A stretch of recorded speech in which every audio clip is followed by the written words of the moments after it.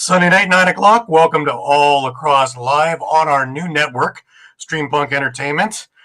With me tonight, I have Muffler Mike Kostiuk over in Connecticut. How are you, Mike? I'm doing good, Gary.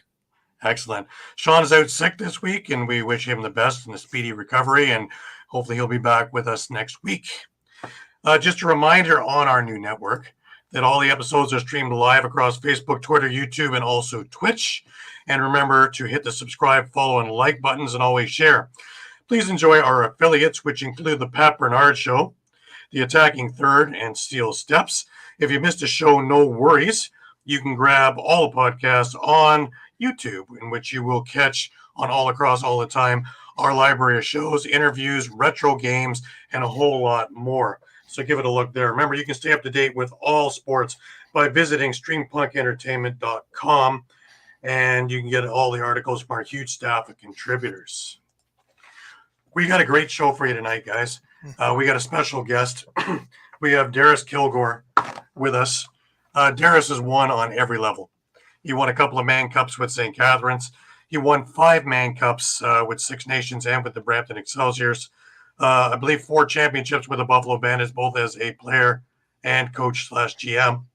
His accolades include being inducted to the Ontario Lacrosse Hall of Fame, Canadian Lacrosse Hall of Fame, NLL Hall of Fame, also inducted with the Six Nation Chiefs in the Canadian Lacrosse Hall of Fame, and also the first number to be retired by the Buffalo Bandits.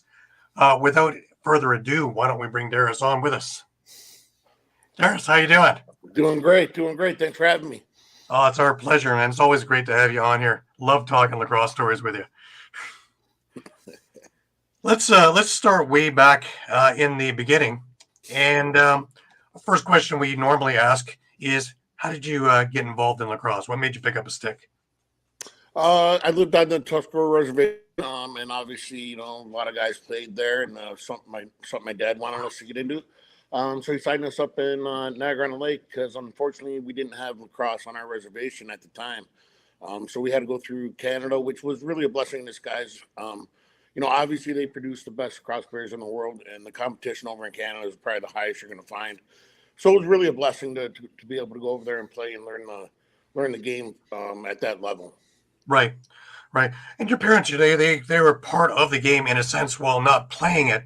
They helped manufacture things because just around the corner from yours, it was the Kostiuk Crafts place, Wes Patterson's place, and Mom and Dad both worked there, right? Dad was bending sticks and Mom stringing sticks, so really got a good, right from the word go, got a good grasp of the game.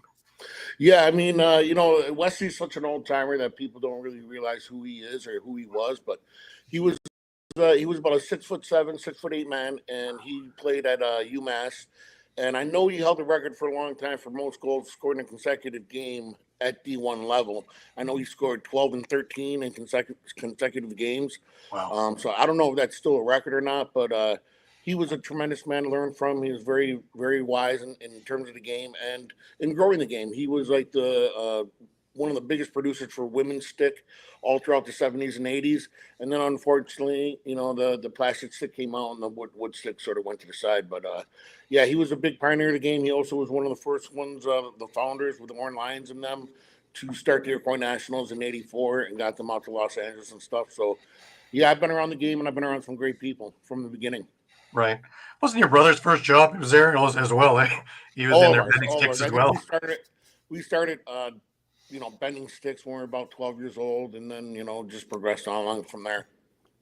Right on. What a great job. Yeah, it was awesome. Really getting dulled in the game, yeah?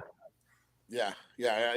And unfortunately, we broke every window in his shop, and he loved to remind us of that. But the worst thing he ever did was try to show us a backhand, because then we broke every window around his shop. So nowadays, more and more opportunities for guys from the res to get a chance to see outside of the res. You were lucky back then because you had to come out to Niagara-on-the-Lake and start playing lacrosse out here. It gave you a little bit more, I guess, as you would put it, perspective outside of just the views on the res. I think, the reservation, obviously Cattaraugus, Six Nations, Onondaga, they have been producing players for a very long time.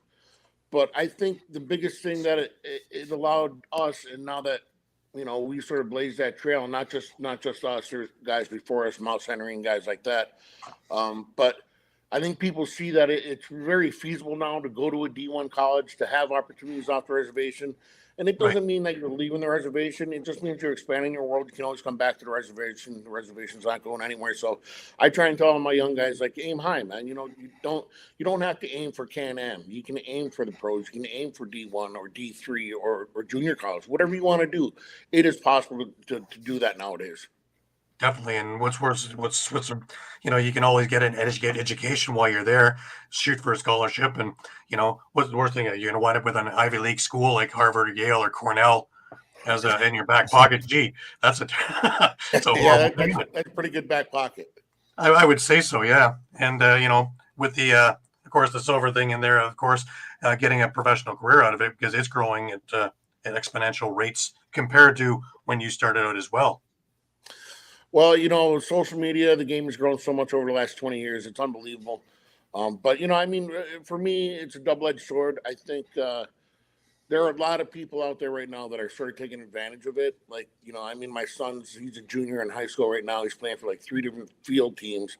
Mm-hmm. And it really costs a lot nowadays to sign up. But then now everybody's traveling too. So it doesn't just cost you $2,000 to sign up. You also have to go to 3 different tournaments throughout the year, and that's going to cost you $1,500 a weekend. So it's getting pretty expensive, and that's one of the things I don't like the trend of it's going. Like I do work out for kids on my reservation, all free. The kids come. I got Zach Belter help me out. I had John Tavares come last year, Ron John. I try and bring these guys in, and it's all free for the kids. And like we really want to focus on the correct way to play the game, the correct way to prepare for the game. And I think that's what's missing a lot now with the travel teams is you get recruited and you show up and you play. It's not that earn aspect that it used to be where you had to practice with this team and know their systems and stuff. Now, like everybody knows the basics of a 3-3 or a pick and roll and all that. So you just sort of plug and play, where I am traditionalist in terms of I want a team that practices together, plays together, and I think, they'll put it this way: there's 3 types of teams that win: the most talented, the hardest working, or the best coached. If you have 2 of those 3, you got a chance at a championship. If you got 3 of those 3, you got a chance at a dynasty. Right. So, but what we're taking away from the game is the coaching aspect of it. And I know they say everything's overcoached now, but I don't believe that. I mean, you look at Senior A. Having the season, not many, and that's sort of why I sort of gravitated away from the men's game and got back into the minors. And I love coaching field lacrosse also because I think coaching field lacrosse is like chess, coaching box lacrosse is like checkers because you don't have a lot of time to really get across any kind of schemes or anything like that. Right. It's been brought up a number of times from a number of the field coaches as well. Field is a lot more blueprinted, whereas box is by feel.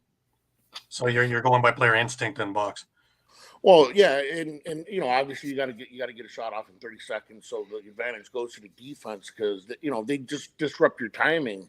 That's usually good enough to make you take a bad shot or an unwanted shot late in a 30-second shot clock. Where field lacrosse, I like that they're got their shot clock going, and I like that they give them enough time to be able to run this system.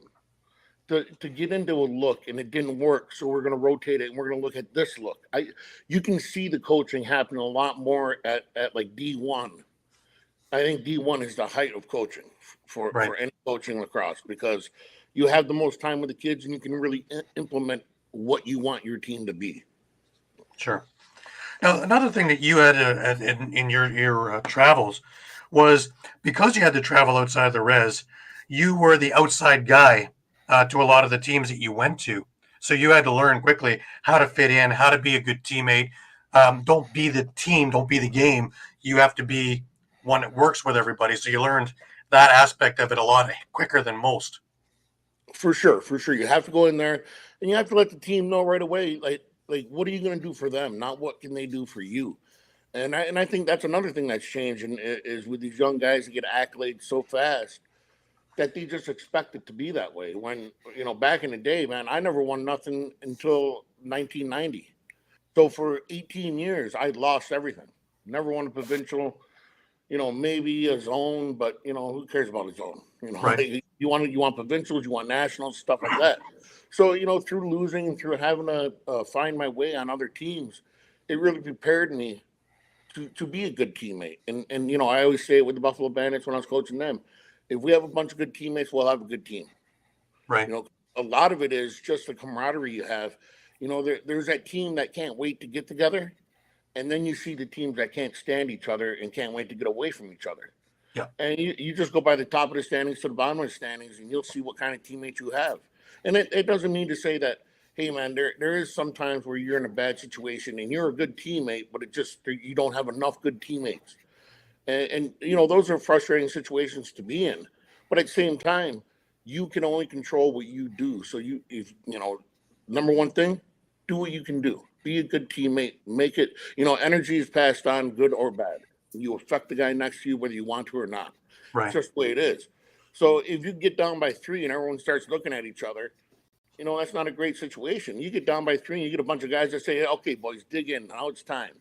Now you got a shot at it. Come back, So I always look for the energy of the players and the body language of the players is a big deal to me. Right.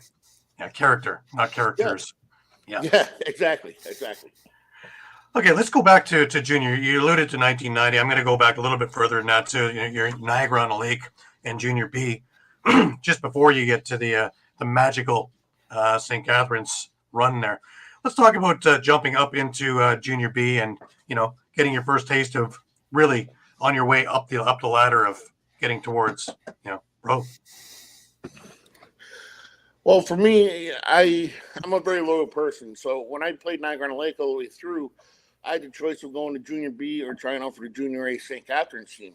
Now, growing up, I didn't like anyone from St. Catharines. Randy Mearns, Trevor Vidal, Darren Much. Some of my best friends today, I couldn't stand because I didn't know them, and I played against them my whole career. So I started out in the Junior Bs, and I wanted to be a Niagara on the Lake. And, as I said, sometimes you get on a team where they don't have the same goals as you do. My goal was to be the best team, to be the best player, to be those type of things. Where I thought this team was sort of like, we're getting together and we're going to say we want to win, but we're not going to have everybody at practice. We're not going to do the things it takes to win.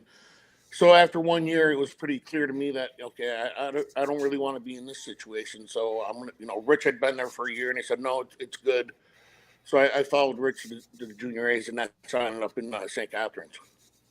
Which leads us into, of course, the magical 1990 team. When Rich was on a couple of weeks ago, he was describing it as well. And this was just an absolute score fest. The lines were just unbelievable. The talent level that was on this 1990 team was just uncanny, probably second to none. It's funny because Mearnsy, he just sent me a text today. He said, man, we were pretty good in 90. And it was a score sheet or it was a list of the all-star teams, East, West. And it had the players from each team listed. And like we had four, I think I was at like 98 points halfway through the season. Mearnsy was at like 60 points. Rich was at 60 points. And there was only like 2 other teams that had a 60-point getter. One was Greg Van Sickle, and I think the other one was Neil Doddridge. Other than that, we were 20 points clear of everybody with 4 different guys on our team. I think we had 4 of the top 5 scorers that year. Greg Van Sickle slept in there. Rich was number 2, Mearnsy was number 4, and Tyson Leeds was number 5. I think our average score that year was something like 20-something to 6 or 7. I know we had a 23-0 shutout in the playoffs, which is, unheard of.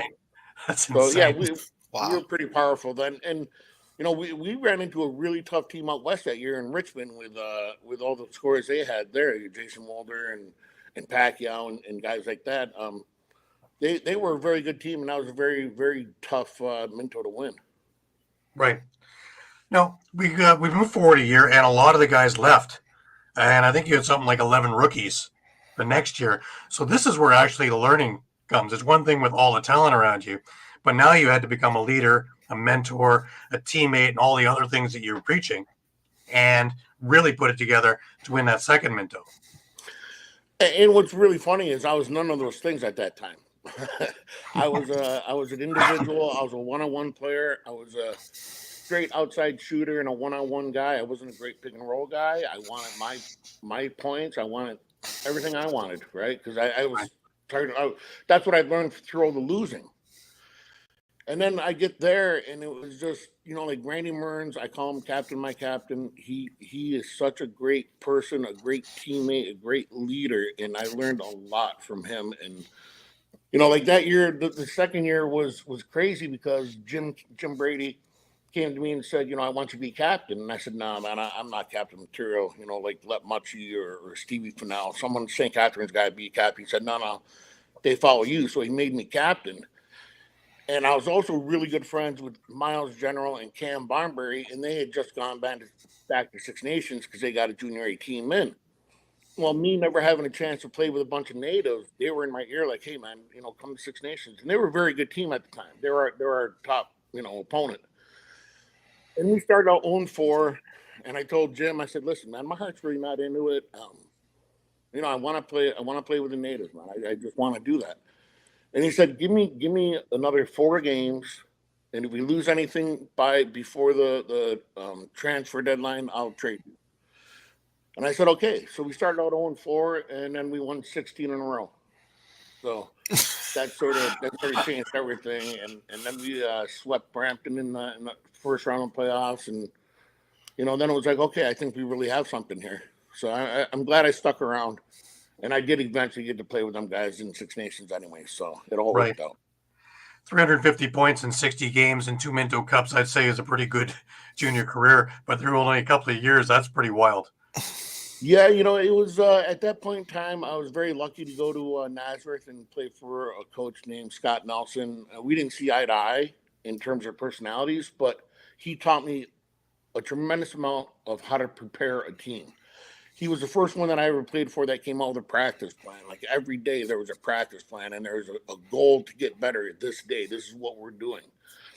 And he was also huge in being in shape. So when I would come back from Nazareth, I was dead in shape. And I can't explain to young kids how much that helps you just being in shape. Because when you're out of shape, you look for excuses. Right. When you're in shape, there are no excuses. You wanna run. Let's go. But when you're out of shape, it gets real hard to play lacrosse against someone that is in shape. So I was very blessed to be around some very talented people at that time that knew the game, and I was smart enough to listen and watch and learn. Right. Now, 1992, Buffalo gets a team in the MILL, and they come calling. You get picked first overall, and I happen to have a card from STX. There's Darris from 1992. Walk down memory lane. I got all kinds of stuff. That right there was, I thought, wow, we had a really great team in St. Catharines, then a pretty good team. And then all of a sudden I'm playing with John Tavares, Jim Veltman, Troy Cordingley, Derek Keenan, Stewie Aird.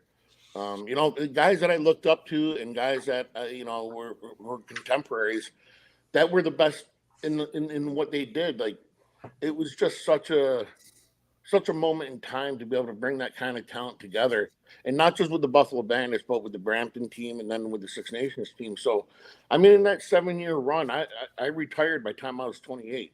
I was done playing at 28.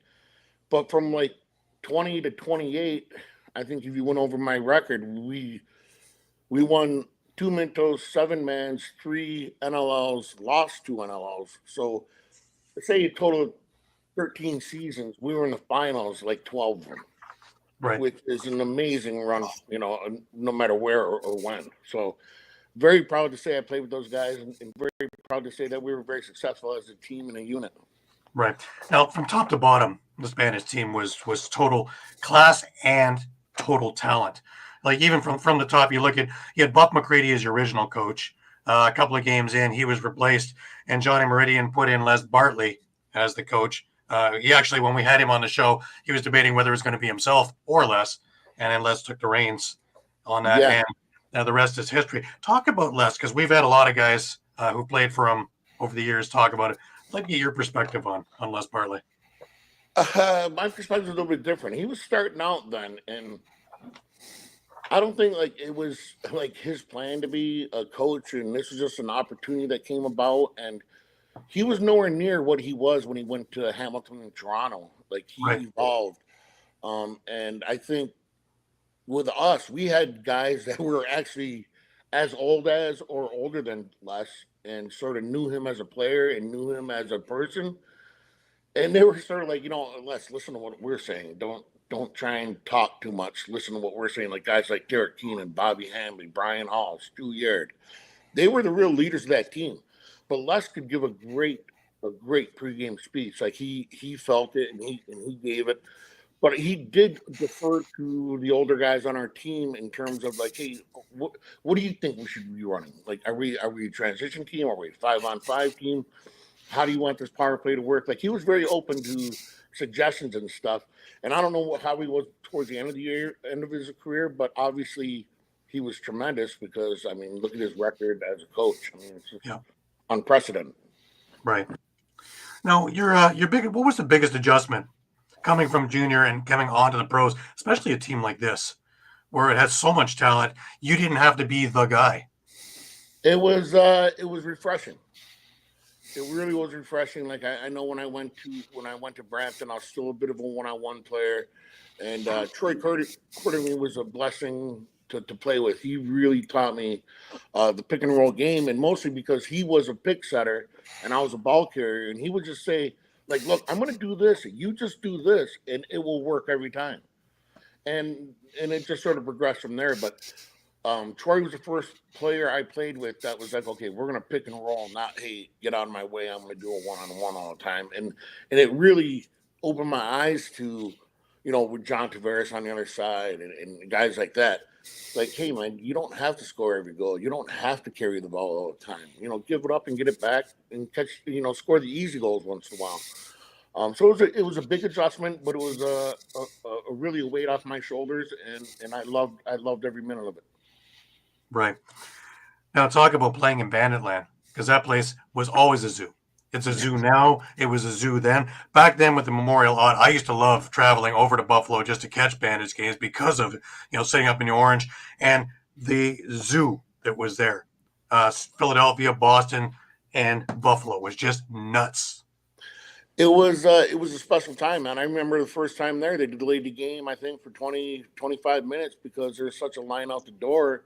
They wanted the fans to get in the door before we started the game. So, we didn't expect any of that. And then, I think about our by our third game at home, we were selling the place out, and it just went bonkers there for I don't know, 7-8 years, where it was absolutely the place to be on a Saturday night. And the fans are the ones that make it that, you know what I mean? They came there, and you go to a hockey game nowadays, and it's a lot of corporate season ticket holders and stuff like that, and they sort of sit on their hands where, we brought in guys that were working class, couldn't afford the Sabres tickets, so they bought cheap tickets with us, and we wanted to put on a show for them because, man, honestly, at that time, I don't think any of us had played more than a 2,000 seat arena or anything like that, and barely sold that out. So to have 16,000 people there, going absolutely nuts, where you could feel it vibrating on the bench, and you could see the cameras vibrating when you watch the game back.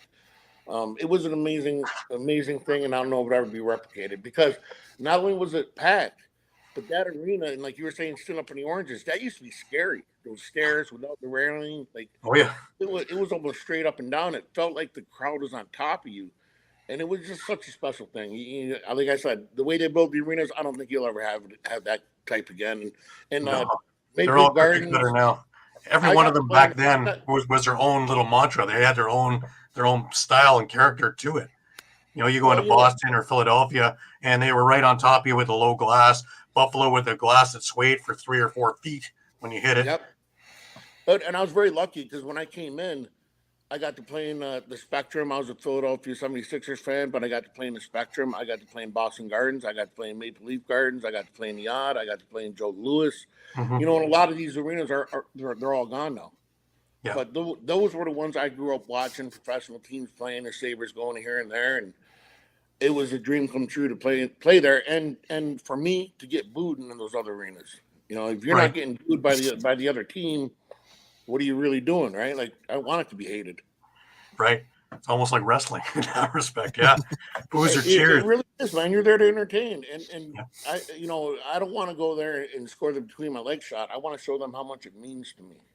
Wear the heart on the sleeve. Let them know it hurts when I lose, and let them know that I'm happy when I win. And Right. then they can join in. They feel the same thing. And Buffalo's a blue collar town, man. If you go there and you give it for them, they will give it for you. Right. So it's you look at the Bills Mafia.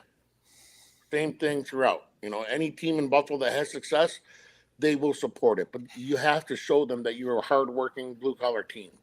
Right. The league was smart at that time too, because they marketed to that. They marketed to the hardworking guy. They marketed to the party. Come see it. I found one of the old posters from '93 in the Bandits, and a very young JT, a very young Randy Mearns in there, and Yep. literally sponsored by Coors Light. I believe Yep. it was you that said if you can sell $2 tickets, $2, and have a couple of fights and sell anything out.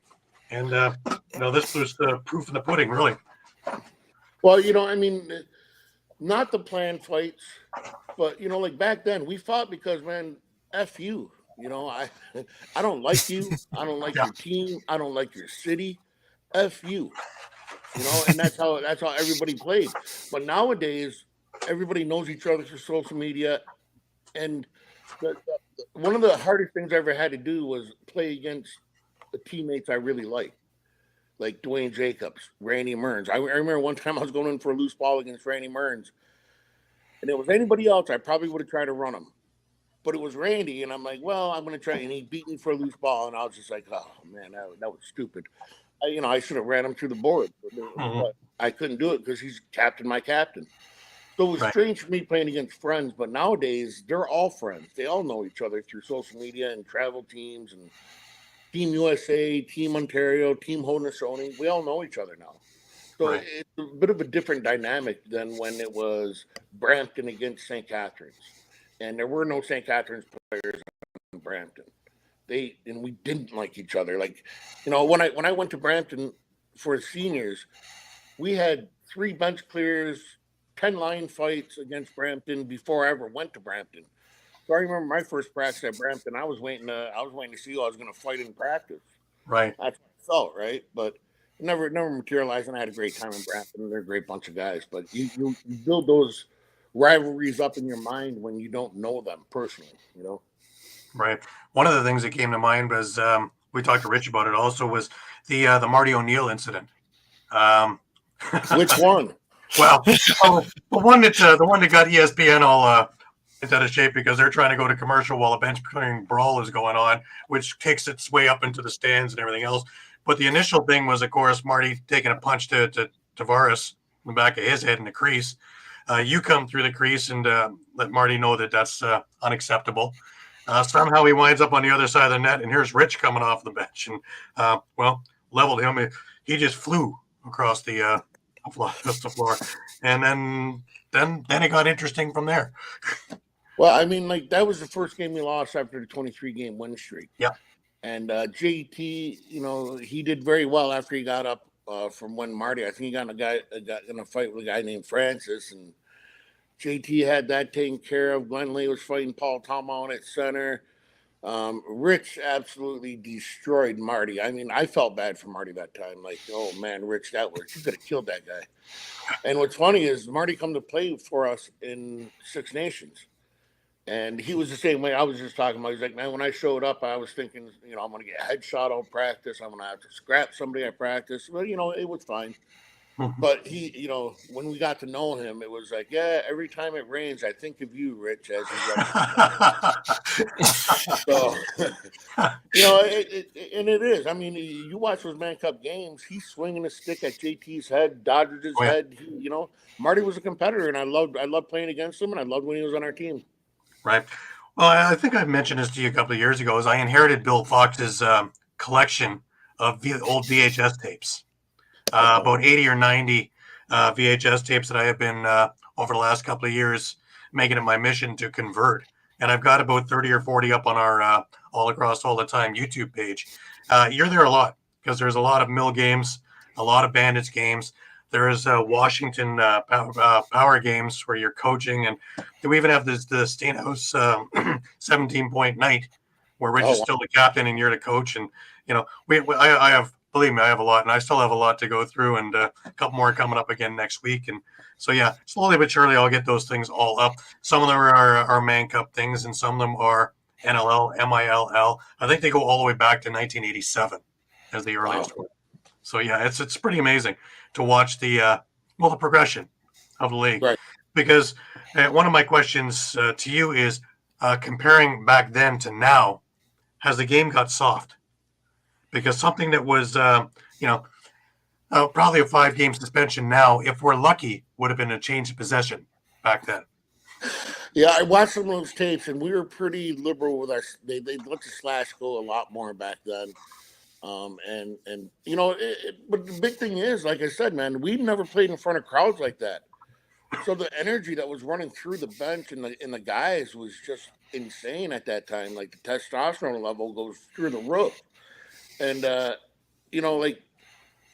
nowadays the energy's still there. I still think that it's still a good product on the floor. And I think they are getting back to, hey, man, let them have a scrap here or there. It is a physical game, and guys do get mad, and they should be able to, if it's, they're consensual, I got no problem with it. The contrived fights and stuff like that, like once in a while you got two tough guys and everybody's waiting to see it, and yeah, okay, through the course of the game. But, I do think that they are trying to make it easier for guys to score and stuff, sort of like the NFL, change from, hey, let the D-backs hit, let them do all this to where, hey, we want points now. We want points are going to sell the game. I just think you have to be careful of who you're selling the game to. Right. One of the biggest things I used to say, I know they had a meeting where they wanted to go, GM meeting where they wanted to go 4-on-4. And the thinking was that we're going to give all these Americans extra room and they can use their athleticism and stuff like that. And I said, listen, if we create opportunities for guys who can't score, then what are we really doing? Right. Like if you gave the average American 15 years ago a breakaway, they're 20-30%. So why don't we find a way to get Colin Doyle more shots? Gary Gate more shots. If we find a way to get them more shots, and that comes from, okay, take the holding out of the game, take the outball slash out of the game. And now these guys that can score and know what they're doing, create opportunities for them, and you'll see the scoring go up. But I also think if you had more practices, you could scheme ways to turn the ball over. Like when we first started running that pressure defense back in 2000, teams weren't ready for it, man. Right. And if you weren't ready for it, I mean, we had games where we were winning 20-6, 26-7. Like we were blowing teams out that weren't ready for it. Mm-hmm. But nowadays, everyone's prepared for that pressure. But there's other ways to do it, right? Like the pressure defense isn't about taking the ball from you; it's about putting pressure on you so you make a mistake. Right. People get that confused. You can't steal the ball from players anymore. Sticks are too good. They're too good at hanging on to the ball. You need to put pressure on the pass. And when they throw a bad pass, it turns into a turnover at the blue line. Blue line turns into a fast break. Fast breaks turn into goals. That's the progression of it. Right. But with one practice a week, it's so hard. You got to go through power play, man short, transition, offense, defense, face-offs, situational. You got to do all this in 2 hours. And it's very hard to scheme stuff up in 2 hours. And you see a lot of teams now reverting back to, hey, I'm just going to pack it up, block a lot of shots. And to me, that's just boring lacrosse. That's just lazy lacrosse. Plus, with the fighting, too, you get a chance with the players to police themselves. You don't get a lot of really cheap things going on. It's when all that stuff gets taken out, guys feel like they can take liberties because it's the worst going to happen. They're going to get 2 minutes, whatever. Yeah, no, I mean, you definitely got to have that threat in there. Like JT, right? Like that was a guy you're just not going to touch him. And if I'm the closest one, then I got to do it, right? And that's the way it has to be. Like when I first came back to Buffalo, we had a very, very tough team. We had Andy Ogilvie, we had Kerry Krzyzewski, we had Galsvik, we had Cooling, we had my brother Rich. We had a very tough team. And the first thing I did, I said, there's 2 rules on this team. You don't have to fight for yourself, but you will fight for somebody else. Second rule, leash is off. I brought a dog leash off and I was swinging it. And I said, leash is off, boys. And I seen about 10 guys sitting there just nodding their head, already getting pumped up. And I'm like, I got the right group of guys for this. Right. You need to have the right group of guys to be able to coach that way and play that way. Right. Because the unwritten rules really, especially when you were playing, were stand up for your teammates, stand up for yourself, and don't dare touch our goalie. Do you think that still applies now? I think it still applies to certain teams. I know Buffalo still plays that way. Oh, yeah. We started this way back when. We're not the Buffalo Bandits. We're the Buffalo motherfucking Bandits. And we play that way and we act that way and we expect you to respect that. And if you don't, then we're going to have to show you why you do respect that. And if you have a team coming in already thinking, man, we got to go to Buffalo, man, we got to be ready, because if we're not, we're going to get smacked around. And if we get stupid, we're going to get smacked around. So you already have it in their heads that, it is going to be about lacrosse. And when you can do that and you're a better lacrosse team, the game gets real easy. Right. Now, a real testament to your character was when I was talking with Bill Fox a number of times at the Worlds, and we had him on a show a little while back as well. One of the things he said about you was that you demanded respect on the floor at all times and could back up anything you said or did, period. I think that's a real testament to your character coming from, a Hall of Fame referee like Bill. Well, Bill was a great ref. Loved him. Loved playing when he was reffing. He was a guy who you could have a dialogue with throughout the game, a running dialogue. And, he also taught me how to respect referees. Like, we've had our talks where it's like, Darris, you go too far. You can't disrespect people because then, you're not giving respect. Why should I give you respect? So I love Bill Fox, and he, I'll tell you a quick story about Bill Fox. We were in Fergus one time, and we're playing for Six Nations. And there's this girl up in the stands. And I had run into her a couple of times, and I wanted to meet her. So we're up like 17-8. The arena's like 100 degrees. I'm like, I'm sick of this, man. I say, Bill, man, like, dude, I want to go to the showers, man. I want to go buy that girl a beer. I want to say hi to her. And he looks at me and he says, are you serious? I'm like, yeah, Bill, I just toss me, man. And so he started acting like we're arguing, and then just boom, you're gone. I'm like, thanks, Bill. Thanks a lot.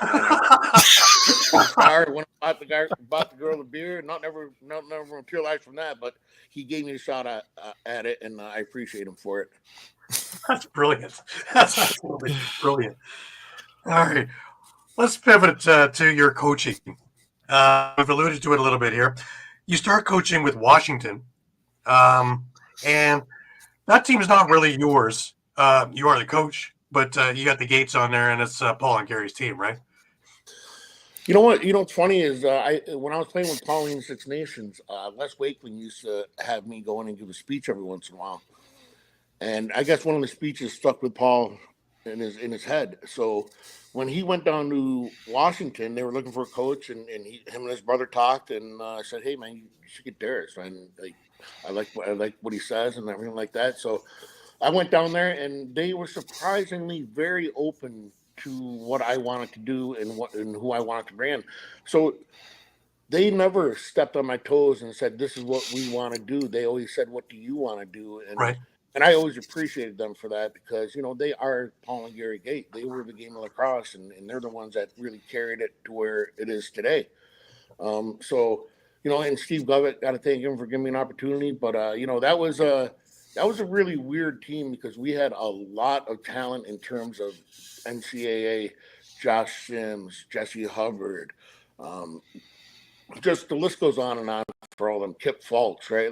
Right. We had a really good team, but, we couldn't get over the Toronto hump. We lost to them the 2 years I was there. We lost to Toronto and with 5 seconds left. And then we lost them in overtime the next year. And they go on to win it when they had their special run there with 4 out of 6 or something. Right. So we couldn't get over the Toronto hump, but we were a really good team. But that was a tough time to play because our home games were so bad. And the reason why we ended up in Toronto was we had no fans at home. So we weren't going to make any money. Right. So we Right. said, hey, we'll go on the road. We'll go play up in Toronto and split the gate because at least we're going to make money. I mean, it was so bad at that Washington Center. I'll never forget this.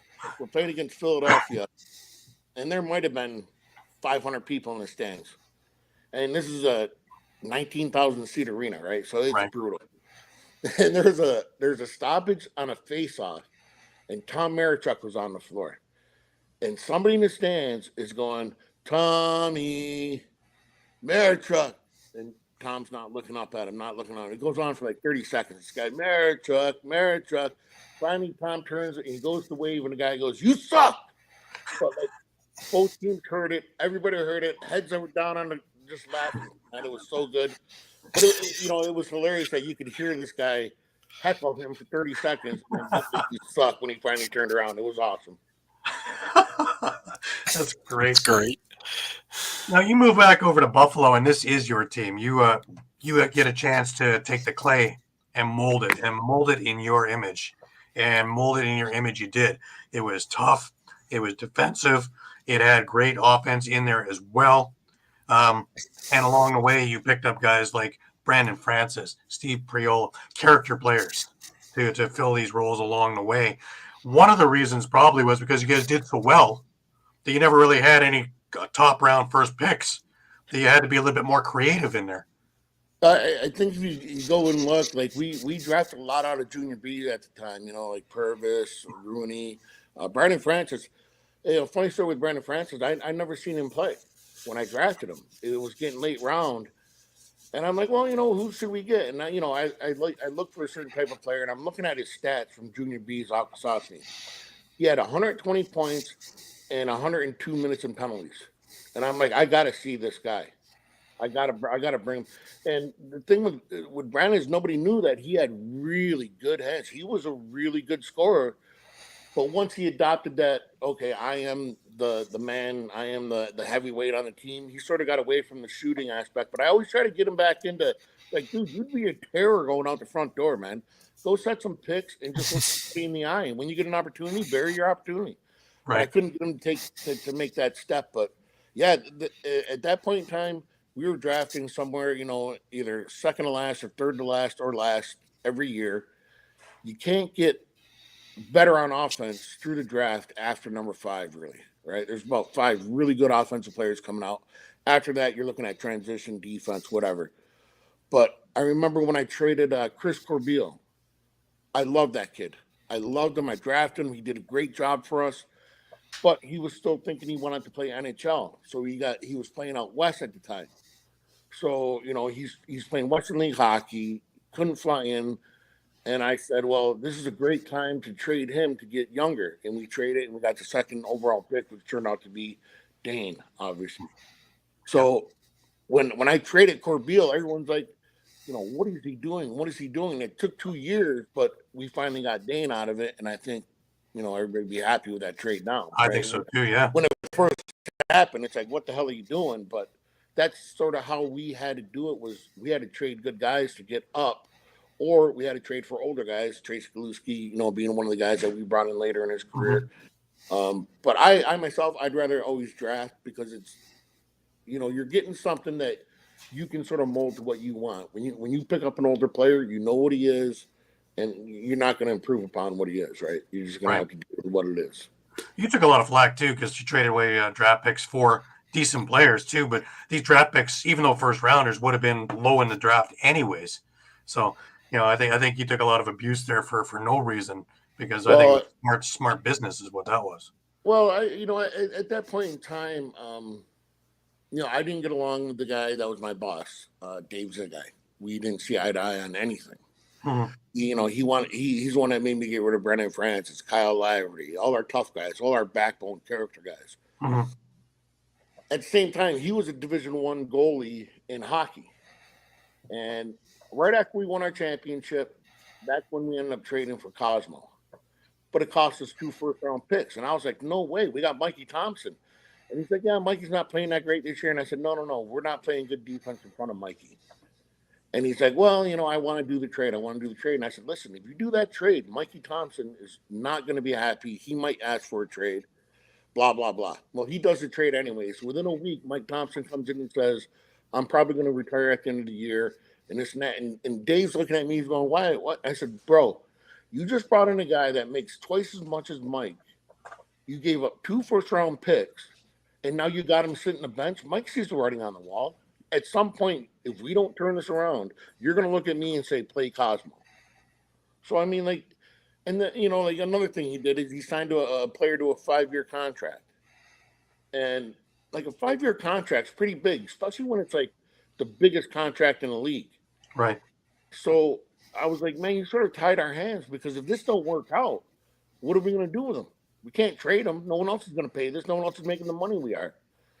Now he thinks he's got a longer contract than me. He's doubling the money I make. So who has the real power? Right. Like you're undercutting me, and that's sort of when things went sideways and I gave up the GM job. But once it became not my team, then it was really hard to coach because, like you just said, you got to have those players that want to play that style. And if you don't, then it's time to make a change. Right. One of the character stories I want to bring up is the playoff game against Toronto. I think it was 2010. And the guys all, went and shaved their heads, mohawks. And you're out there in pregame. You have your full head of hair. You go away for about 10 minutes. You come back out. You got a mohawk too. Got to be with the guys. That's the player's coach. Yeah. And I think maybe to a fault, I always chose the guys. And I think that was a big mistake of mine was becoming a GM. Because when you become a GM and you get involved with the contracts, then you have to tell truths that are like, this guy's coming back. And I got to say, like, hey, man, like, you aren't all you think you are. But now I want him to go play for me. And it just, like, it doesn't really work. It didn't work for me. I loved it when Kurt Slocott was there. Right. And once Kurt left, everything sort of started going sideways for me. Right. Because we didn't see eye to eye and how the team should be built and handled and the players and all that. Right. You have some issues away from the game and you get away from the game for a little bit. But most importantly, you find your way back. And for a lot of lacrosse guys like me, thank you. Thank you for finding your way back. It needs minds like you, needs guys like you, needs the character of guys like you. So we're really happy to have you back. Is there any more desire to be an NLL coach again? I mean, yes, but no. I mean, I want to coach at the highest level, but at the same time, the politics of being a pro coach is not something I'm very interested in doing. Like I've never been very good at playing the politic part of the game, So I mean, I'd love to work with some of the players, but I'm very happy doing what I'm doing. I had a great time when I was with the War Chiefs. That might have been one of the best experiences I've ever had, just in terms of the players that came off that team that we got to the NLL, that we got to the junior A level. And that was one thing when I was there.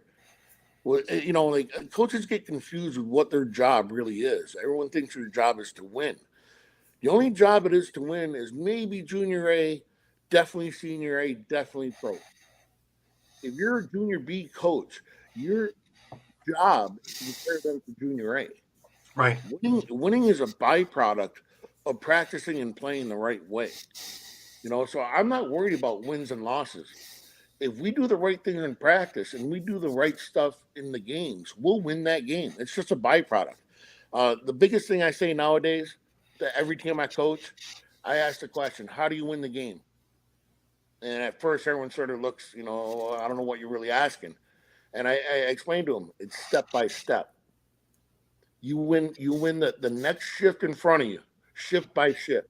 You win that shift, and we put enough shifts, we win that period. We win enough periods, we win that game. So don't think of the end result. Think of your job right here, right now, and win that. And the winning will be a byproduct of doing that over and over and over again. Right. Does the Arena Lacrosse League seem enticing to you? Because I think that your style and your ideas would be perfect for that league, being a feeder league to the NLL and getting guys ready. So wins and losses aren't that imperative, but getting them ready to be a pro and to stay a pro. That's the big thing. For me, one of the reasons why I love the War Chiefs is we practice 2 times a week, 2 hours, 2 hours of practice, and you can't get that at that level because the guys aren't being paid enough to move to that area, or they're not being paid enough to miss their regular jobs. That's a huge problem in the senior Bs is players have to have real jobs, Right.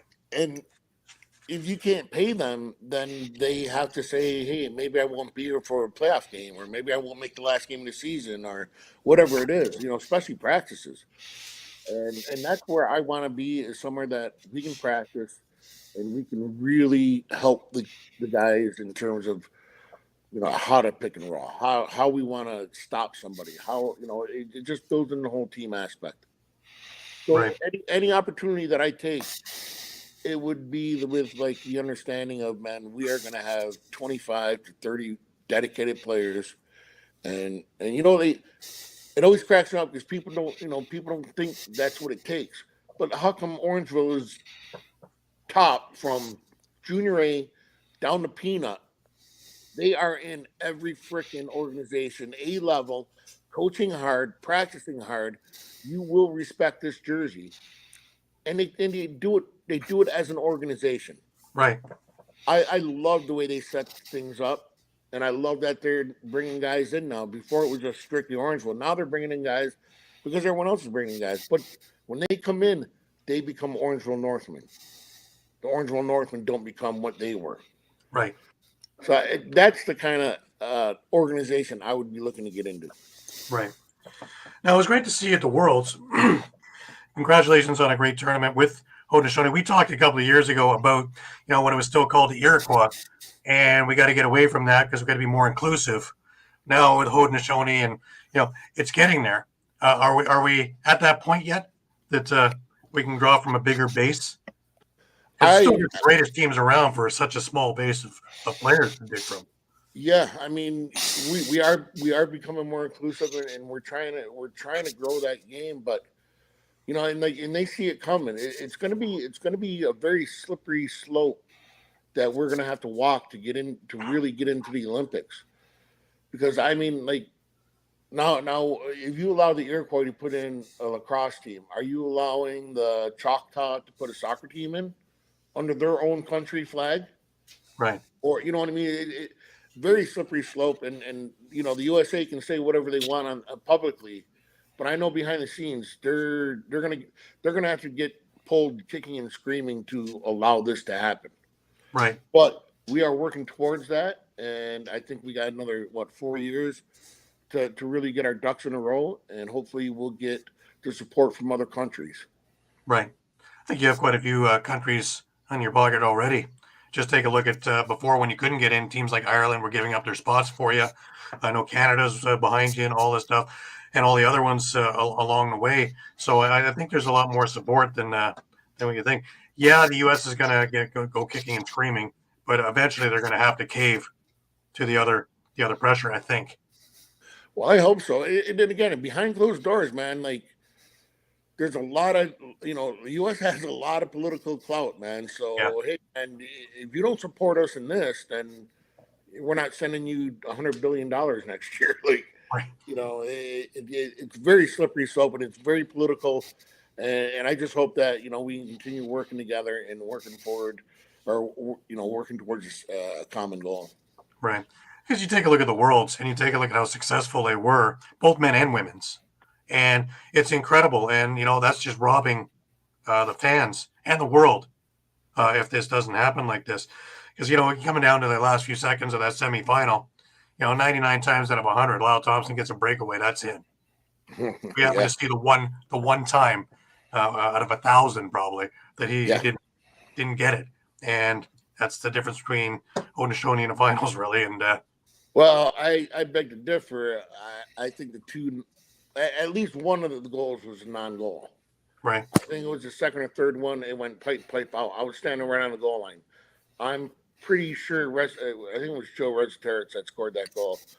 I know that one didn't go in, and then the other one where Dougie fell back and had his hand over it on the line. That one could have went in. I could go either way, but I know the other one did not go in, so that puts us in overtime right there. Right. And I think that's a major flaw that they need to correct in moving forward with the World Games and all international play. That the semifinals, even quarterfinals, you have to have the technology to check goals. Right. Sure. Because to have those two goals, and they were very close. Like from my point of view, that first one did not go in. The second one might have. I don't know. Hmm. But we got to be able to throw a flag and at least take a look at that. Right. My biggest enthuse about the whole Worlds thing was watching watching the women, and I think their final game was something that can be made into a TV movie. Really, you know, and as much as being a Canadian, I would have loved to see Canada win, but I think for the game, I think that was the best thing possible to have the U.S. women win, come from behind at that in the fourth, and just the whole tournament though, because I got to talk with a lot of the teams and a lot of the women in there, and the ones that weren't upper echelon, the teams like Canada, the U.S., Haudenosaunee, were taking time after the game not just to talk and congratulate, but to show things. And it was a camaraderie, and that's what builds this game. That's what built it before. That's what's going to build it now. Yes, yeah. See, watching that final game, I was very, very impressed with the level of play on both sides. I thought the goaltending was great. You could see the offense they were trying to run. The pick and rolls, and they were running systems. And honestly, I think the women's game had bigger hits than the men's games. Yeah. They were not afraid to use the body. I watched a couple of those hits, and I'm like, damn, man, I hope that girl's all right. Holy. But yeah, they really played hard, and I was impressed with every bit of the women's game, and obviously we didn't get the result we wanted, but we all knew USA had a very good team this year. I thought Goa played really well, and if you look at the roster, they were even missing Tom Schreiber, which is a huge loss to them. Yeah, and they played very, very well. They got us twice, so obviously we got some work to do and back to the grindstone and really develop some young players, which I think we have some really good young players coming up. Oh, definitely. And the Man Cup showed that. The Man Cup showed just how many great players you have in that style of game too, and running lines, not going offense, defense. I thought that was brilliant. You guys were running lines. Well, I like them going out the back door, like Zeddy and that. But I thought there were situations where we could have handled better. Like, I think the game against Canada, we obviously go down 9-0. Right? And it's like, oh my God, this game is just battle, just score a goal, right? Get it going. Mm-hmm. We get it all the way back, and I think it's 10-10 in the fourth. Yeah. Yeah, and ended up there was a 4-on-4 for like 30 seconds. And I thought at that moment right then, Zed Williams has to be on the floor. Zed Williams needed to get the ball, and he needed to be the one to go one-on-one at that moment. And we didn't do that. And then we don't score on the 4-on-4. I think we get a power play. We don't score on that, and then they score a transition goal, and basically game's over. Right. So I thought we had our opportunities, but we obviously Lyle missed that shot, and I thought we had a couple of opportunities where we could have schemed it a little better. But other than that, I thought we put our best foot forward, and USA is a really good team, man. And in Canada, obviously, juggernauts. Yeah. They could put two teams in there and end up first and third or first and second if they're lucky. Right. Now, we alluded to the Olympics briefly. What are your thoughts on the sixes that are going to be used there? I love it. I mean, it's sort of the best of both worlds. But I would still love to see the traditional field lacrosse and box at the Olympics. I think they're both worthy. But if the argument is there's just too much to coordinate with how many players you have in field and how many you have in box compared to sixes, and it's just a lot easier to control and coordinate everything. I enjoyed a lot, and it really caters to the athleticism of the game, which, the 5-on-5, the offense defense takes the athleticism out of the game. Right. So, I mean, it becomes about knowledge and pick and rolls and stuff like that. So I'm always like, man, let's make it athletic again. Make it athletic, create the 2-on-1s. I want to see a game 17-16. I love defense, but it's not fun watching a 6-5 game, Right. until the last Right. 2 minutes when it's like, oh. But, man, I want to see goals. I want to see opportunities. Like, even if it's a 9-8 game, but each team had 70 shots, I'm good with that. But Right. to slow it down. And it's great to be able to execute like that, but it gets a little monotonous sometimes for me. Would it be far-fetched to keep everything the same and then just change the goal from 6x6 to 4x4? Put a box net in to give the goalie a little dignity. Yeah, that's one thing they're definitely going to have to change on that. I mean, wow. You talk about being hung out to dry, man. Wow. Yeah, 45 to 41 is going to be the scores. It's just, For sure. ridiculous. You start putting those athletes on the field and having so much room, and you don't have that, there's just too much room. The slides are too long. You're not going to be able to double, you know what I mean? You're going to get good opportunities. And these guys are banging shots 100 miles an hour from 8 yards on this guy. Like, man, I just feel bad for the goalies. Like, Yeah. But yeah, if they manipulate the size of the net and just make it a little bit more competitive for the goalies, I think that'd be a great idea. Awesome. Mike, I'm going to throw it over to you. Got any questions for Darris? No, I'll do the standard with the legends of the game. Put yourself in today's game. You fare better, worse, or the same? I think I do pretty good because I was a very good outside shooter, and they like to pack it in. And man, you give me that shot from that white restraited line, and I'm gonna bang that on the goalies. The nuts are too big, the shooter's too good, and I think that's a huge part of today's game. I watch, and it's like everyone's running to the defense. Where I'm like, man, take that 20-foot shot, man, take it. And usually if it's an outside shot and it doesn't go in, it's going to the boards. And if they're all packed in, we just pick up the loose ball and we do it again. Get a reset. Now, you can't get into we're taking 50 outside shots. But if you bang a couple early outside shots, then the defense has to spread out and has to come get you. So, it's a double-edged sword. But I think the shooters in today's games have really lost the art of the outside shot, man. I remember Derek Keenan and Bob Hamley banging shots from their restraining line. And it was more about deception. And I think that's another thing that's getting lost with a lot of guys is the deception of the shot. Now, everybody had curveballs and change-ups and all that kind of stuff back in the day. And now you talk to kids and they're like, what's a curveball? What's a change-up? How did you do that? Well, we just went in the backyard and shot. And that's where we learned how to shoot. And then for me, I asked a lot of questions. Hey, Derek, how did you do that? JT, how did you do that? And try and develop it and make it your own shot. But a lot of kids today, they don't ask questions, which I think is a huge mistake. If you're standing next to John Tavares and you don't ask him how or what he thinks when he shoots, then you're dumb.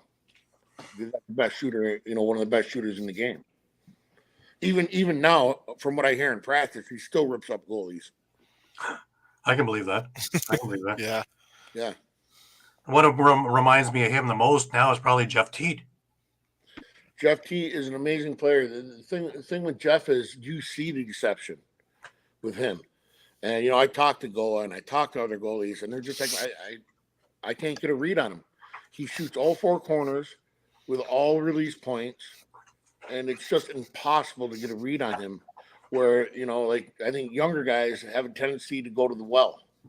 Man, I can bang this shot, so I'm going to keep banging the shot. Where Jeff T is a lot of setup.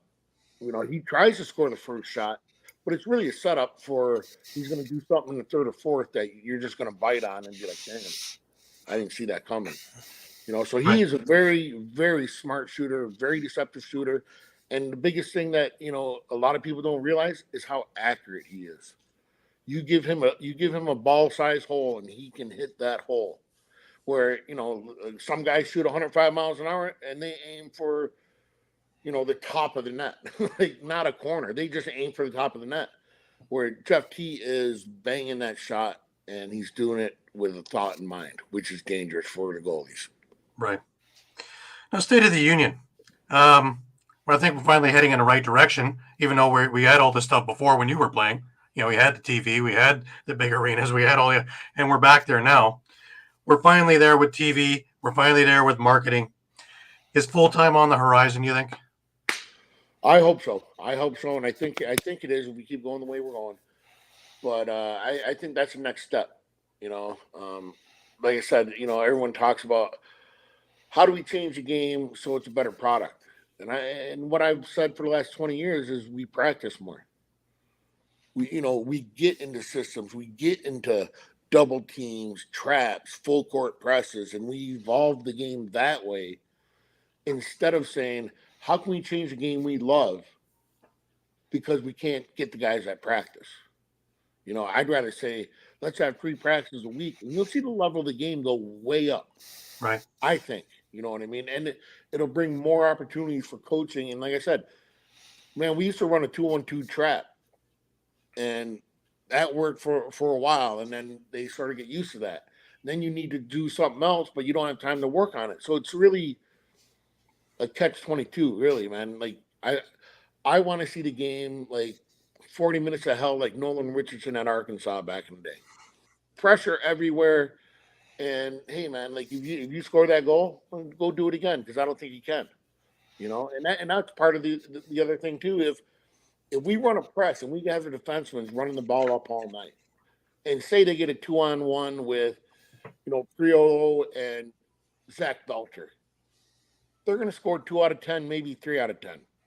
But if we turn the ball over and we got Josh Byrne and Dane Smith coming in on a 2-on-1, we're going to score that 5 to 6 times out of 10. So I don't care how many 2-on-1s we give up to their defensemen, as long as we're creating 2-on-1s for our offensemen. Right. So, it's that little game within the game. Absolutely. Now, we talked with Sikavich when he was commissioner, and Frood now that he's commissioner. And it all seems as though we're on the cusp. We're like the NHL around 1976, 77. We get the TV deals in place, and it's just before the explosion. Do you see that happening real quickly? Yeah. I mean, I think attendance is pretty solid in maybe more than half the arenas. You know what I mean? Pretty solid. And I don't know what the next big step is going to happen, but you look at what Caitlin Clark did for the WNBA, right? We got to have that one guy that everybody gravitates towards. Like, man, I got to watch this guy. I got to see this. And the other thing is, I think by bringing in extra cross players, the announcing has gotten a lot better than what it used to be. The way Teddy Jenner explains the game, and guys like him that understand what are you really looking at here, right? Everybody wants to look at the goal, but nobody wants to look at, man, did you see that pick? Wow. That's the game of lacrosse. Seeing how it happened and not the result of what happened, right? Right. So I think once we get guys that can really explain that, I think the game will take another jump too. And I think we're almost there in terms of who's announcing the game right now and how they're explaining the game is a lot better, that people can understand sort of what they're looking at. And when you understand something, it's a lot better to watch than like, oh, what's going on, Right. And if they have, intelligent conversations between your color guy and that actually makes sense and bring the game towards the people, I agree with you. And we got more and more people like that now that actually have that the basis from playing and from being around the game. Yeah, and that's the number one thing that like when I come off the floor, and see someone in after the game party or whatever, it's almost like Reg Dunlop. They're coming, you got to work on the power play, whatever, man. Like, they have no idea what's going on. They don't know what they're looking at. But they all trying to give this advice and try and say this and that, and now they can actually come with a, hey man, when you run this pick and roll, how come you guys are doing it this way and not that way? I love those questions. I'll talk that all night long. Right. Like, hey, East West, right? Like, that was a huge change for the league when everybody quit doing North South picks and everyone's doing East West picks now. And how do we defend that? And you watch some teams spin out of it, some teams try and double it, there's just so many things, little games going within the game that beautiful thing to watch, and I love the product they're putting out right now. And I don't know if there's ever been more scorers in the game than there are right now. I mean, like that Alex Simmons, wow, Yeah.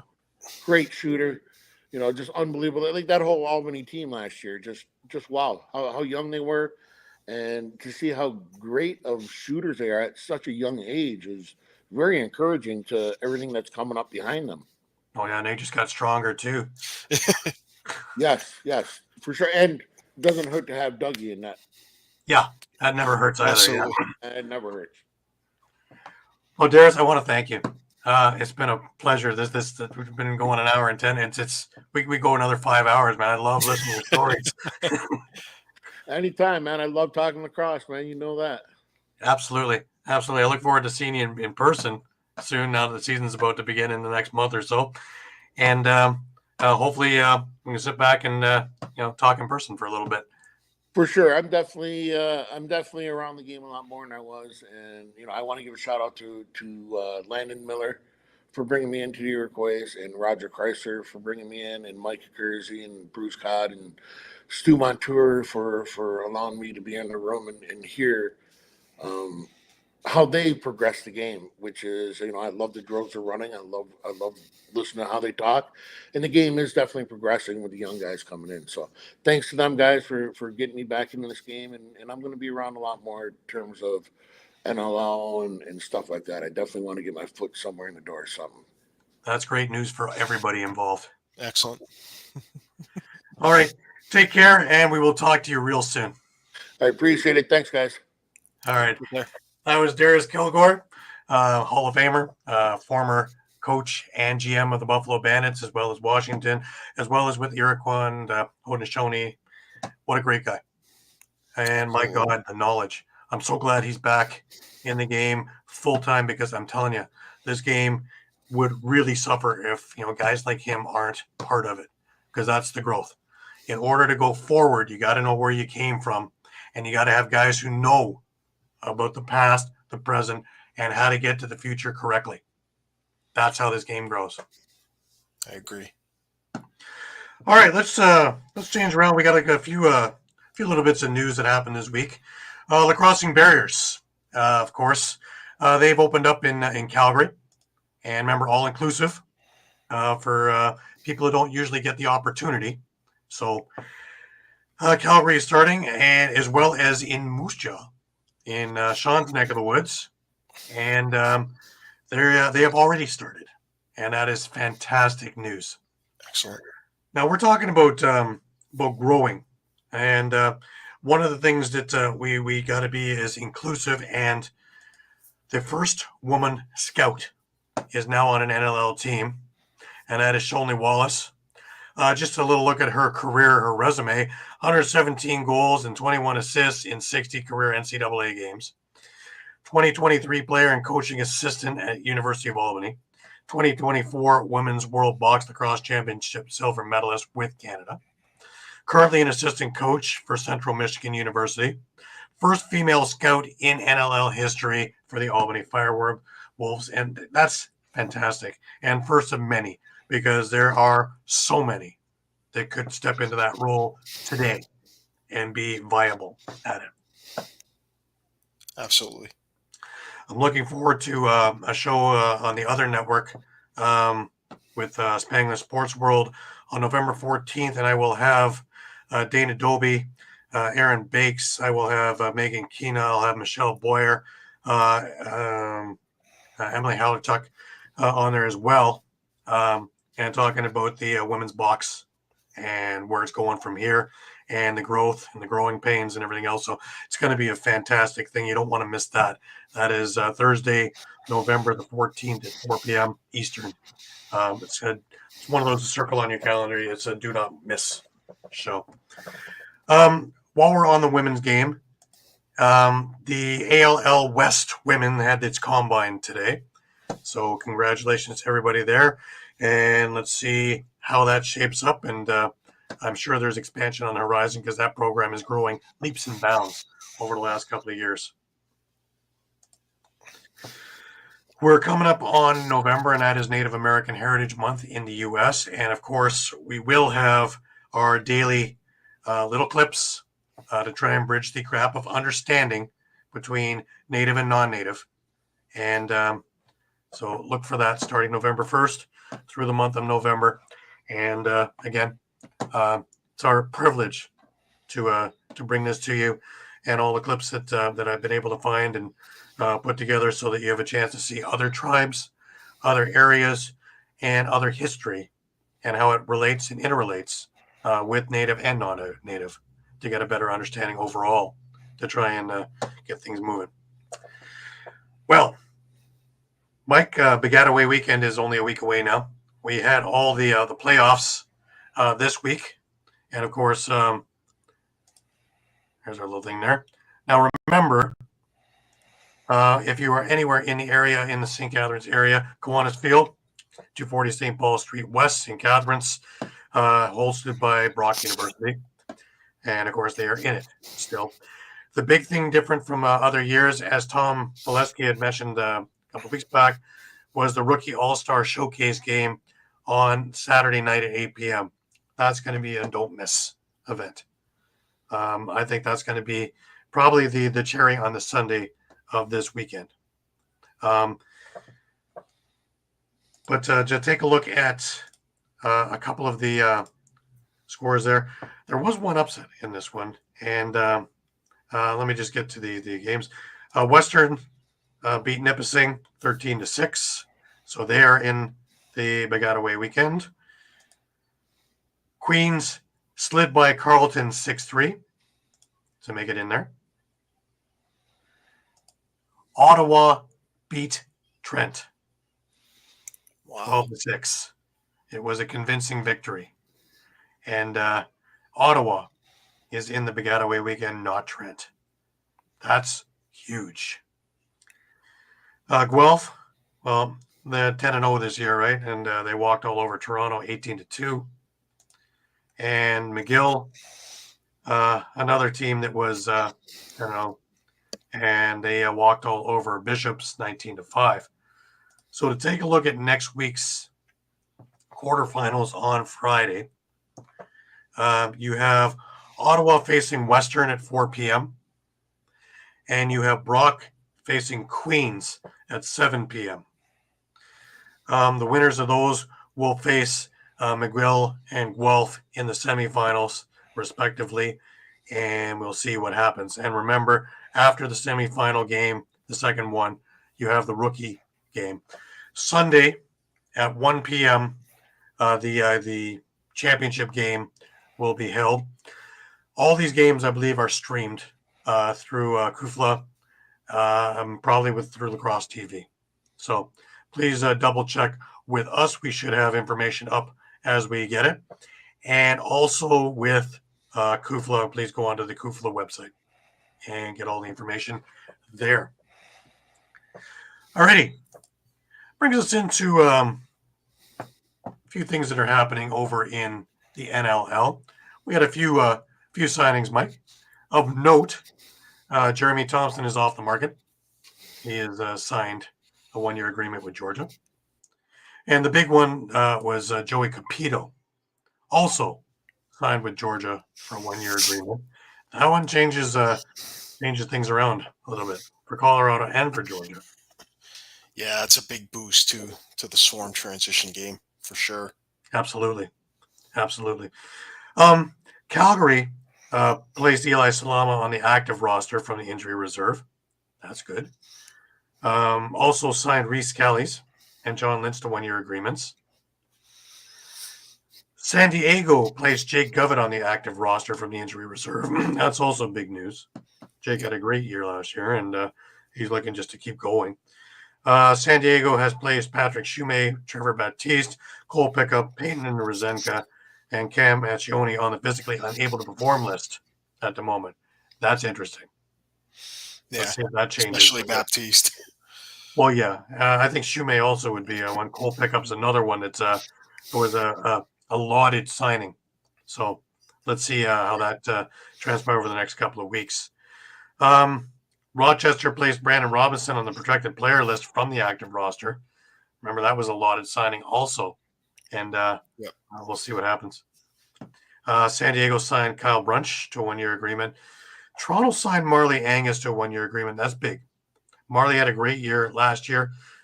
He did spend time between the ALL and the Toronto Rock, but every game he was in for the Toronto Rock, he made an impact. And I think this year he really has an opportunity to really shine. And, it's there for the taking now. I think you'll hear a lot about him. You'll hear a lot about Josh Dawick this year. And Josh got a whole lot bigger and stronger and faster. Always had that booming outside shot. So I think things are going to go real well. Calgary placed Caleb Martin on the physically unable to perform list. Now, remember, he's their goalie in waiting in case Dylan Ward falters or gets injured again. So this is a big thing. He's a former Minto Cup winner. Very, very good goalie. Had a great junior, had a great ALL, had a great summer this year, both with Senior B and Senior A. So we're hoping that he gets there quickly. Also, they placed Evan Downey on a holdout list from the injury reserve list. So we'll see what happens there. Not a big week, but we still have a few players of note that still need to be picked up. Training camps open up this week. We got a couple of lists out there. And just to show you, the lists aren't really so much about who's there, but how many and how big and how many bona fide NLLers are on there, which is my thing of why we need expansion in the correct markets again. You take a look at Halifax. We have 30 guys. San Diego. Saskatchewan's got 30, 35 guys. Albany and more coming with another 30, 35 guys. These are massive lists and nowhere for these guys to go when they're only going to keep 21 or 22 guys, right? Right? True. As we get along further, Mike's going to put together a little spreadsheet of us for all the teams and who's coming to camps. We should have all the information this week as teams are starting to go this week and into next week. And pretty soon in the next 2 weeks, we're going to start seeing preseason games. It's time, Mike. It's time. The fever is back. It's, you figure that with all the lacrosse that we had throughout the summer and then the World and the Man Cup, that the couple of weeks that we've had off to trying to catch our breath and really trying to figure out what we just, the barrage we just had of some of the greatest lacrosse from the greatest players in the world. Even talking about the field game of NCAA and PLL and all the things that we saw there.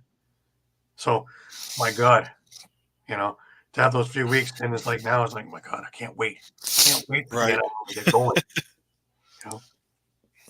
I know my calendar is filled. Where are you going? I'll be in Rochester this week. I'll be in Buffalo this week. I'll be in Albany. I'll be in Mississauga with the Rock. Can't wait for all that. It's that time. I know Shawn feels the same. Mike feels the same. It's going to be something. And I think this year more than any, I talked to Rob Williams on Thursday on the other show, and he had also mentioned that the parity this year is probably going to be like none other.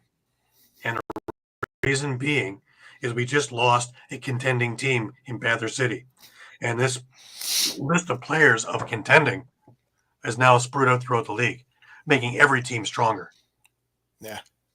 So if you thought the team was here, they're here. If you thought the team was here, they're here. So this is going to be something. Any given. Yeah, and I think it's going. I was going to say I think it's going to be interesting to see whether some of the teams that didn't fare so well with that dispersal draft or didn't make any picks, Buffalo, Albany. Okay, neither of those teams got any players from that dispersal draft.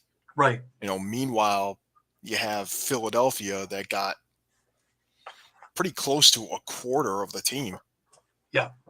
With the trades they made and the picks they made, and just about everyone they acquired could very well be on that team come the end of November.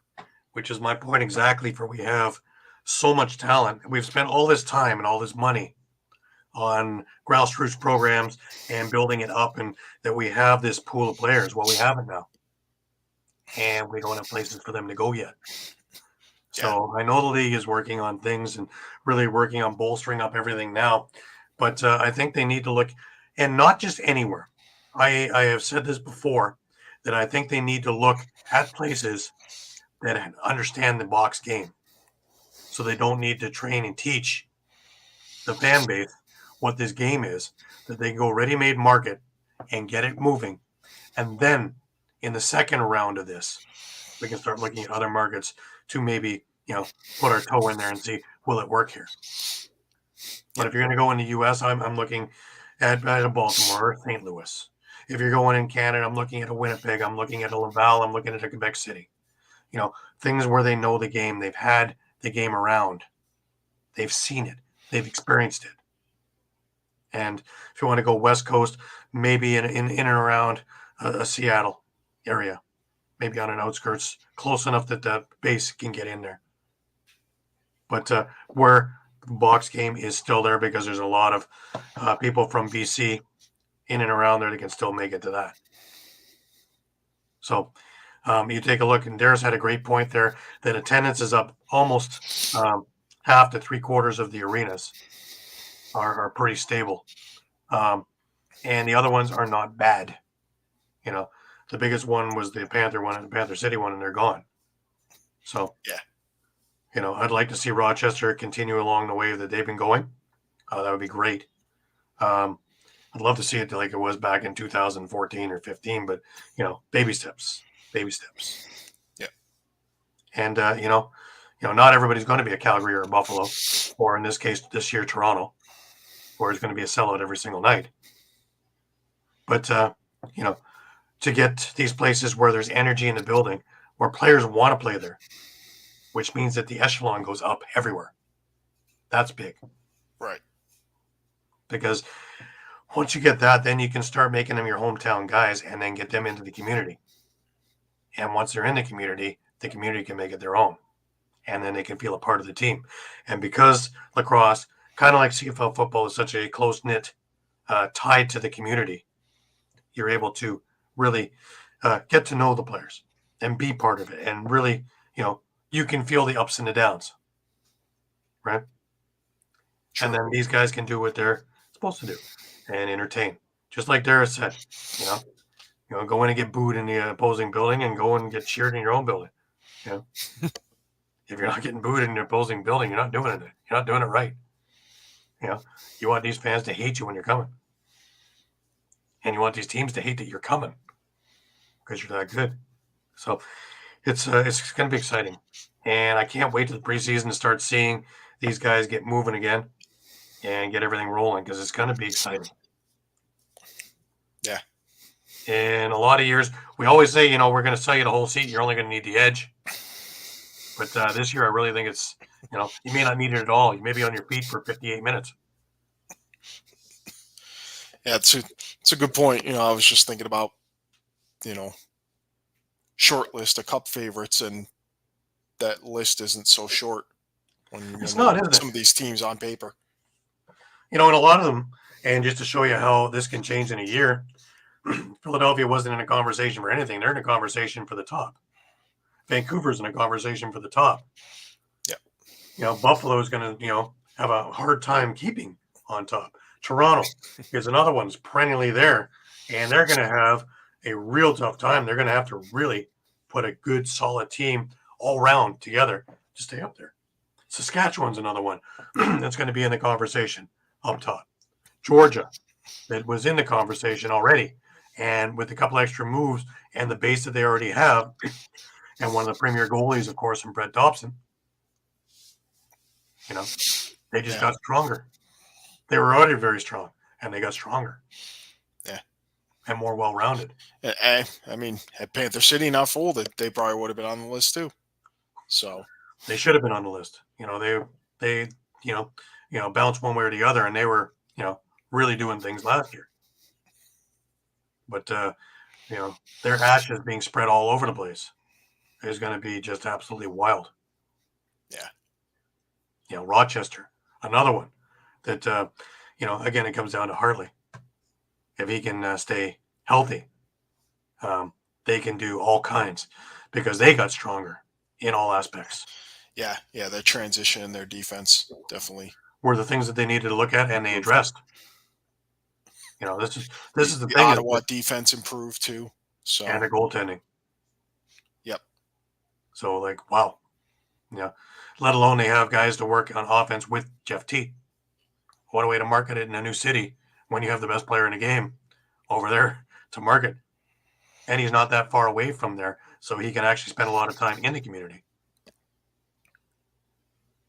So, a lot of upside everywhere.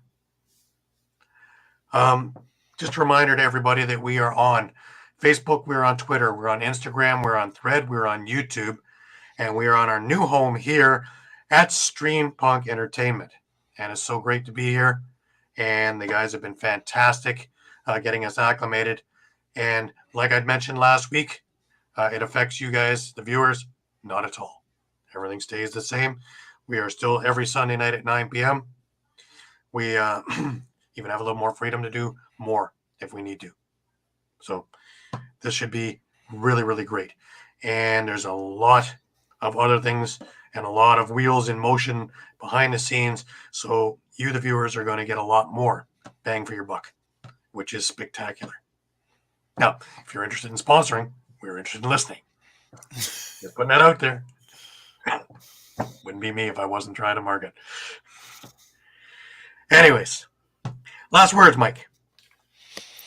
Just looking forward to hopefully more teams will put out lists like Albany and Halifax and San Diego and Saskatchewan did there, so you can see who's actually coming to camp and who's going to be fighting for spots, because it's going to be a competition everywhere. Absolutely. Absolutely.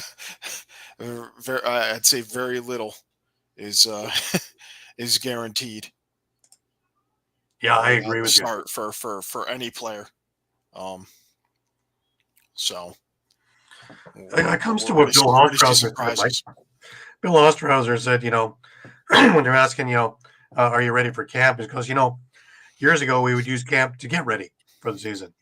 But the way things are now, with all the programs and everything like that, and all the young kids, if you don't come in to camp in peak form and ready to go like it's mid-season, you don't have a job.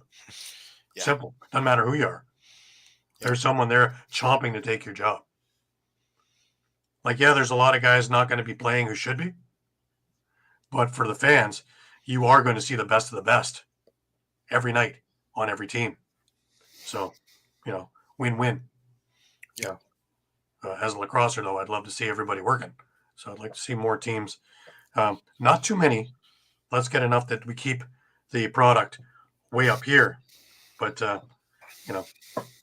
we got to get the minds like the Darris Kilgours back behind the benches and, get these guys into rosters. So I think the future is very, very bright. And as the explosion happens, the elevator is around 4.3 or 4 now. And once it starts picking up speed, it's going to be like one of those NASA rockets. But I want to thank everybody, as always, for their patronage. And it is our privilege, it's our pleasure and our privilege to give you everything. We have a couple more outlooks coming out this week. Mike's got one coming out this week, and we're doing Pat in Philadelphia this week. Might be. Right. Stay tuned. We'll let you know. But we have 2 more outlooks coming up this week of teams getting ready for the season. So we've had some great responses from y'all with the ones that we had out so far. So let's keep her going and keep the energy churning towards the last weekend in November. Only 4 weeks away, guys. And regular season is on. So it's coming fast. Have everybody have a happy Halloween, which is midweek. And that should be a fun time. But remember, Piscataway Cup is next weekend. Over if you're anywhere near St. Catharines, please go onto the Brock site or on the CUFLA site and get the information and get over there, support. These guys are great, and you're going to see some fantastic field lacrosse to end the Canadian season. So until next week, for Muffler Mike over in Connecticut, Shawn, get better soon. We need you on the show. Yep. I'm Gary Groob in Toronto, wishing you all the best of weeks. And remember, keep your stick in your hand. And until next week, have a great week.